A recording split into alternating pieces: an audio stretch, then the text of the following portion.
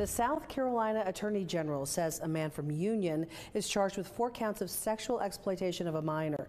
Investigators say 55-year-old Michael Knox distributed files of child sexual abuse material. According to the AG's office, an online tip led investigators to arrest Knox. The South Carolina Attorney General says a swatting hoax at USC was caused by an online group.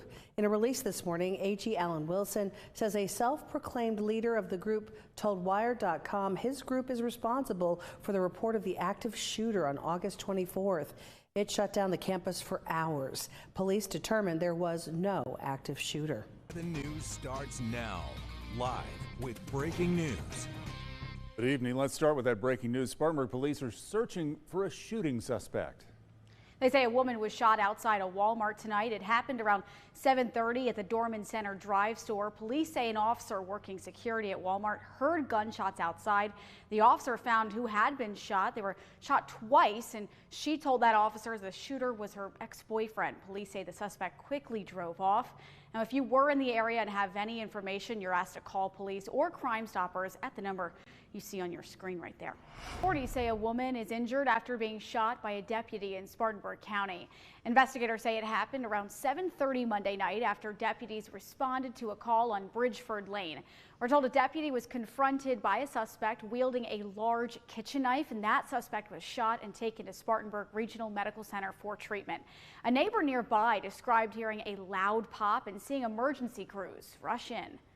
I seen one cop come up the curb and driving, regular, and whenever about less than 5 minutes later, I heard a pop. Something bad had happened, and when I seen the person down there, I seen them moving like they was moving the person around, and I said that person either done shot themselves or someone that shot him. The deputy was not injured and has been placed on paid administrative leave, which the sheriff's office says is standard procedure. The sheriff's office also tells us SLED is investigating. Breaking news, another South Carolina trooper was hit by a vehicle during a traffic stop this morning. And the South Carolina Department of Public Safety says Master Trooper Wayne LeBounty was airlifted to the hospital after he was hit in Lexington County this morning. He is the 4th state trooper to be killed or injured in the last month in South Carolina. State organizations hoping to connect veterans with employers. 7 News' Scarlett Lizjack has details on a program as well as an upcoming job fair aimed at connecting service members with state jobs. The Department of Employment and Workforce is working to boost veteran hiring by connecting our nation's heroes with job opportunities and resources. South Carolina's veterans are getting a boost in their job search this month. On Tuesday, the Department of Employment and Workforce held a Veterans Visibility Job Fair at the Dr. T.K. Gray Community Center in Spartanburg. This particular job fair is focused on our STAYS program, which is called, it's an acronym for State Apply Your Skills in South Carolina. It's an initiative to keep veterans in the state of South Carolina after they left the military. We're told the Stay to Apply Your Skills program focuses on matching veterans' military skills to civilian roles. The premise behind the whole program is that veterans bring certain transferable skills to the workplace. Being on time, dressing appropriately, minimal supervision. A lot of the companies find that those types of skill sets, appealing. And Dew tells us there are plenty of job opportunities out there for veterans. Even statewide, I think we're currently like 300, 400,000 job openings. A lot of our partners here, they're very good about hiring veterans and then non-veterans alike. So at this point in time, there's quite a few job openings still available. To help fill some of those roles, Governor Henry McMaster is encouraging all veterans to join the Veterans Virtual Career Fair on Wednesday, September 17th. It's all online with HR reps from more than 40 state agencies, ready to chat about openings in fields like accounting, engineering, IT, healthcare, and law enforcement. In Spartanburg, Scarlett Lizjack, 7 News. Leading up to the virtual fair, there is an in-person Veterans Career Counseling Day. That's happening Tuesday, September 16th in Columbia.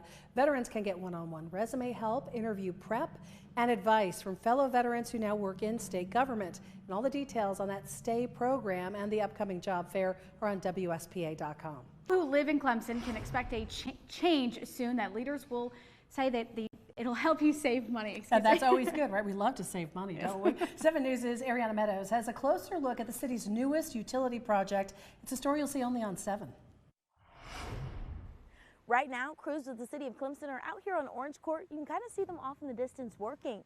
They're installing new water meters for 9,000 customers. For the next 6 months across the city, residents can expect to see utility crews changing out water meters. This is a part of the city's automatic meter infrastructure project. These meters will automatically read themselves. We will no longer have to send someone out to read the meters visually or drive a truck out to read the meters. We can access all the usage online. The Assistant Utilities Director, Dustin Hayes, says this matters because crews will now be able to easily see if an area has continuous leaks, backwards flow, or pop burst. It'll allow us to cut down on leaks and track leaks a lot easier and without physically sending someone out, and we'll have access to all the leak and usage daily. We can account for any gallon that's going through the system. The AMI project has been on the city's radar for a few years.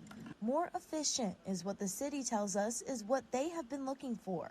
If a customer calls in with an issue of a high water bill, then we can actually look at the data and see when the water was being used, how much of the water was being used. And these meters also will give us acoustic leak detection on these meters, which will allow us to look for any leaks on our side of the system as well as the customer side of the system. And it's monitoring it 24/7. When crews are out working, there will be a short period of interruption in service of about 20 minutes. We're told this new meter is cheaper and the battery lasts up to 20 years, twice as long the current meter.